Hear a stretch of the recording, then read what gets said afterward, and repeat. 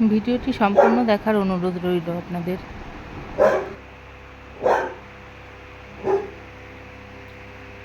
ভালো হয়েছে। সেই একই রকম সেই তামিলনাড়ুতে খেয়েছিলাম, যে মনে পড়ে গেল এই ভাজা মাছের কথা, মশলাদার। কি হয়েছিল মনে আছে? পৃথিবীতে ভালো মানুষ আছে বলেই এখনও কিন্তু পৃথিবীটা সুন্দর, কিন্তু খারাপ মানুষের সংখ্যাও নেহাত কম নয়। মানুষের ভালোবাসা, বিশ্বাস এটা কিন্তু এখন বিরাট পাওনা। ট্রেনে, বাসে কিংবা বাড়িতেও বিপদ কিন্তু এইভাবেই চলে আসে মানুষকে বিশ্বাস করে। আবার মানুষকে বিশ্বাস করব না তো কাকে বিশ্বাস করব বলুন? এইভাবেই চলতে হবে। তবে বাস্তব আর কল্পনার মধ্যে একটা ফারাক থাকা দরকার। সেদিনের ঘটনা আমাকে বারবার কিন্তু মনে করিয়ে দেয় যে আমাদের আবেগকে, মানে বিশেষ করে মেয়েদের আবেগকে বশে আনতে হবে। মেয়েদের আবেগ কিন্তু বড় বিপদ ডেকে আনে কিছু কিছু সময়।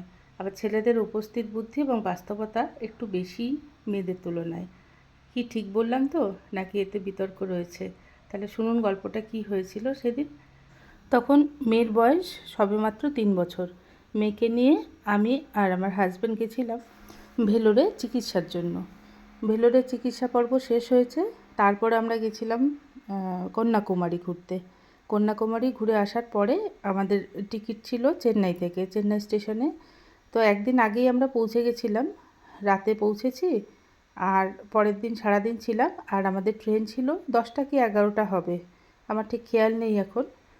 তো একটা হোটেলে উঠেছি, স্টেশনের পাশেই হোটেলটা নিয়েছিলাম যাতে আমাদের যেতে সুবিধে হয় আর কি, স্টেশন থেকে পায়ে হাঁটা দূরত্ব। সেই হোটেলের ওনার ছিলেন একজন মহিলা। উনি সাউথ ইন্ডিয়ান অবশ্যই, ভাষা তো আমরা বুঝি না, ওই ভাঙাচোরা ইংলিশ হিন্দি এইসব মিশিয়ে কথাবার্তা চলছিল। এখন আপনারা যারা আমার মেয়েকে চেনেন, খুব শান্ত বলেন বা কথা কম বলে, অ্যাকচুয়ালি এখন তাই হচ্ছে, কিন্তু ছোটোবেলায় ভীষণ কথা বলতো। ওর চেনা অচেনার কোনো প্রয়োজন ছিল না, যখন যাকে পারতো তার সাথে গল্প করা শুরু করে দিত। এটা ওর একটা স্বভাব ছিল। আর সেই সময় না কার্টুন দেখে দেখে ওর খুব হিন্দি বলার একটা অভ্যেস হয়ে গেছিলো। তো ওনার সাথে ওই হিন্দিতেই কথা বলছিল, বলতে বলতে ওদের সাথে খুব ভাব হয়ে যায়, মানে ওনার সাথে আর আমার মেয়ের খুব ভাব হয়ে যায়। তো যাই হোক, আমরা দুপুরবেলা সেদিন ছিলাম, রাত্রে আমাদের ট্রেন 10টা 11টার দিকে। তো দুপুরবেলা হঠাৎ দেখি দরজায় নক করছে। তো কী ব্যাপার, দরজা খুলে দেখলাম যে একজন এসে 3টে মাছ ভাজা মানে ফিশ ফ্রাই দিয়ে গেলেন। তো ব্যাপারটা বুঝলাম না, আমরা তো অর্ডার করিনি, ফিশ ফ্রাই কেন দিয়ে গেল? তো তখন ওনারা বললেন যে এটা আপনাদের জন্য, ম্যাডাম বাড়ি থেকে নিজের হাতে রান্না করে নিয়ে এসছেন, আর এটা বিশেষ করে মেয়ের জন্য পাঠিয়েছে, সাথে আমরাও খাবো। কখন গল্পের ছলে মেয়ে হয়তো বলেছিল যে মাছ খেতে ভালোবাসে। সত্যি কথা, সেই সময় মাছ খেতে মেয়ে খুবই ভালোবাসতো। এখন যেমন মাছ মুখেই দিতে চায় না, একেবারেই খায় না। তো যাই হোক, তো আমি তো খেতে যাচ্ছিলাম মাছ ভাজা, তারপর আমাকে হাজবেন্ড বারণ করলো যে মাছ ভাজাটা খেও না। আমি তো অবাক হয়ে গেলাম, কেন এই কথা বলছে হঠাৎ মাছ ভাজা খেও না? তখন বলল যে কি জানি কেন পাঠিয়েছে বুঝতে পারছি না। এরকম তো বাইরে অনেক সময় হয় যে খাবার জিনিস এইভাবে খাইয়ে নিয়ে তারপরে বেহুশ করে দেয়। যদি এরকম হয়, আমি তখন ভয় পেয়ে গেছি, সত্যি সত্যি তো হতে পারে। তারপর ও বলল যে ঠিক আছে তুমি আগে খাও, তারপরে আমি খাবো। ঘন্টাখানেক দেখি, যদি তোমার কিছু না হয়ে থাকে তাহলে খাবো। তো এইভাবে হাসতে হাসতে ভয়ে ভয়ে একটু খেয়েই নিলাম। খাওয়ার পরে দেখলাম যে না, কিছু হয়নি।